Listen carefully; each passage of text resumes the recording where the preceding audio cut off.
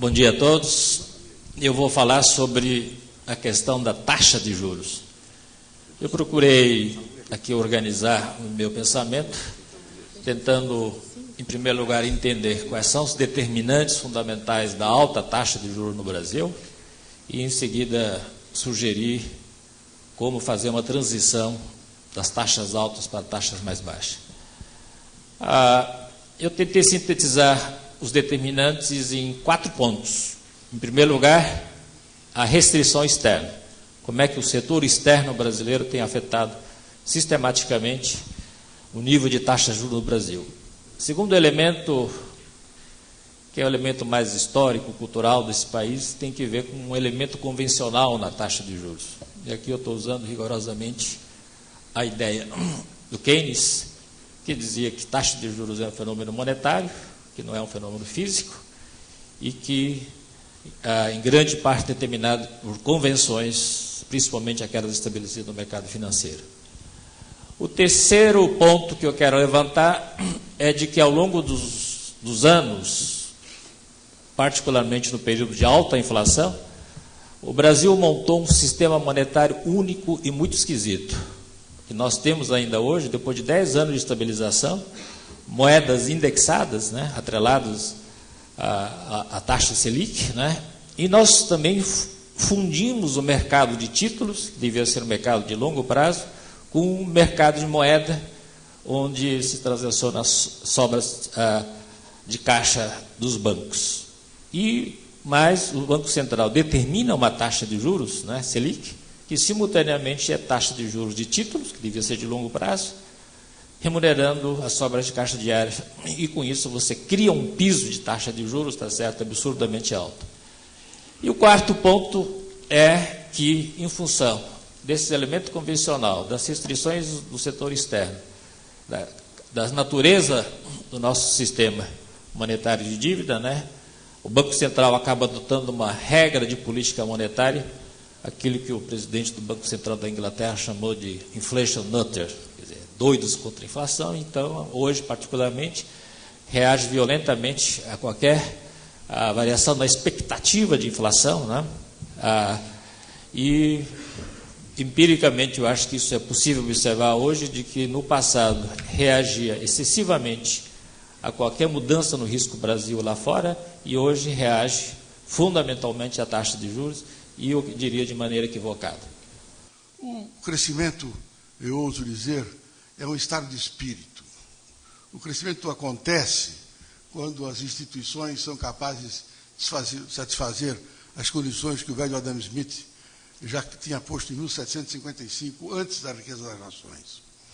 Quando há paz interna e externa, quando há um governo amigável com relação ao setor privado, quando a tributação é leve e quando é possível prestar a justiça de uma forma relativamente eficiente.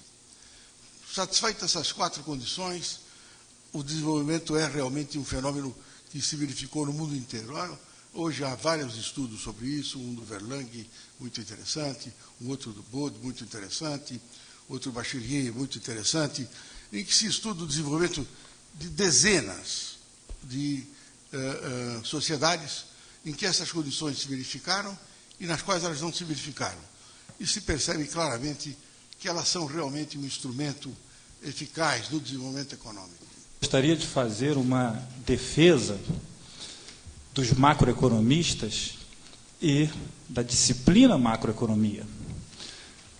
Macroeconomistas e a disciplina macroeconomia têm sido atacada como sendo a responsável pelo curto-prazismo, pela irresponsabilidade com o longo prazo, com o crescimento, com a sustentabilidade. E seriam valorosos aqueles que estão mais preocupados com educação, saúde, regras jurídicas. Eu quero dizer que não é tarefa de macroeconomistas tratar desses assuntos. Esses assuntos devem ser uma regra, sempre melhorar.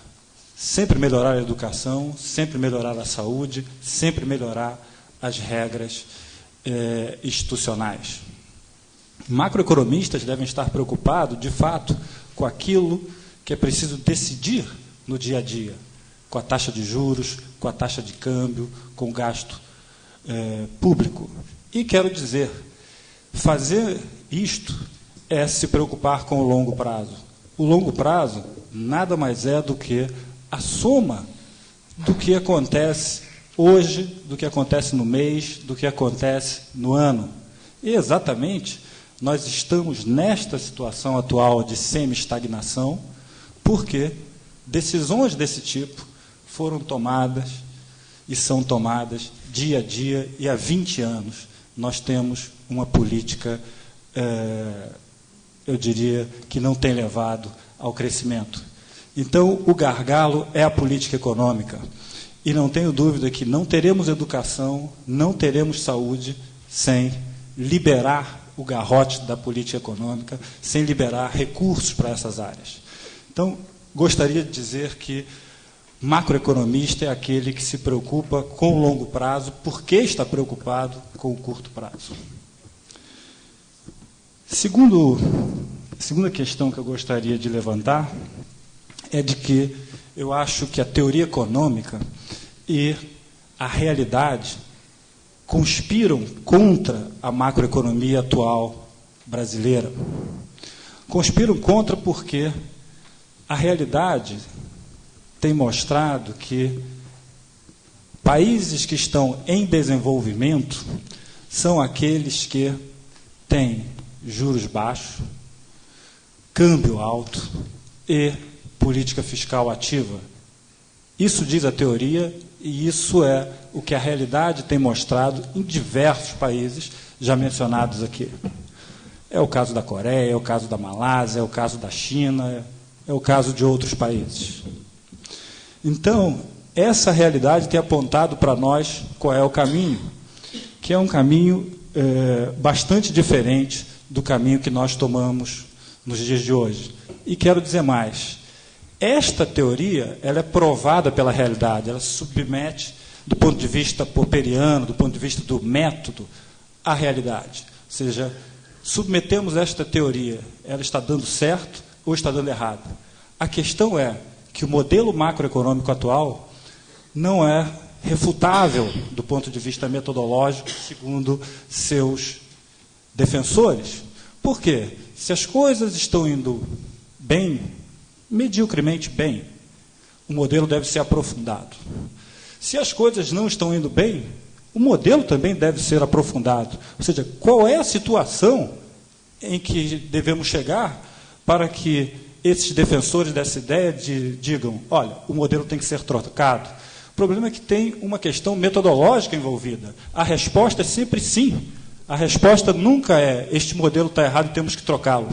Porque ou ainda não está dando resultado, ou já está dando um pouquinho de resultado. E, portanto, o modelo precisa ser aplicado de forma mais profunda.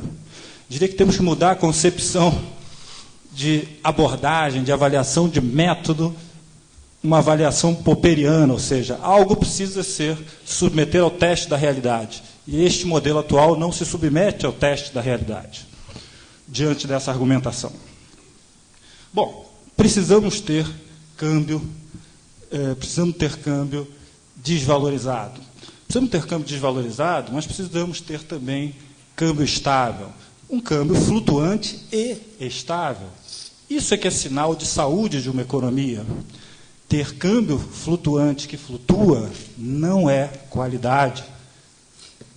Nem o Friedman defendia isso. Foi o Friedman o primeiro defensor ardoroso, na década de 50, num clima intelectual completamente favorável a taxas de câmbio fixas, que defendeu primeiramente o câmbio flutuante, mas defendeu um câmbio flutuante estável. Nunca defendeu um câmbio flutuante instável. E sempre disse que câmbio que flutua, são palavras do Friedman, representa uma falta de saúde da economia. Então, não é qualidade, não é uma boa argumentação a ideia de que o diabo é que o nosso câmbio flutuante flutua. O bom seria que o nosso câmbio flutuante não flutuasse. E assim, são os seres humanos, eles podem ficar doentes, mas não devem ficar doentes.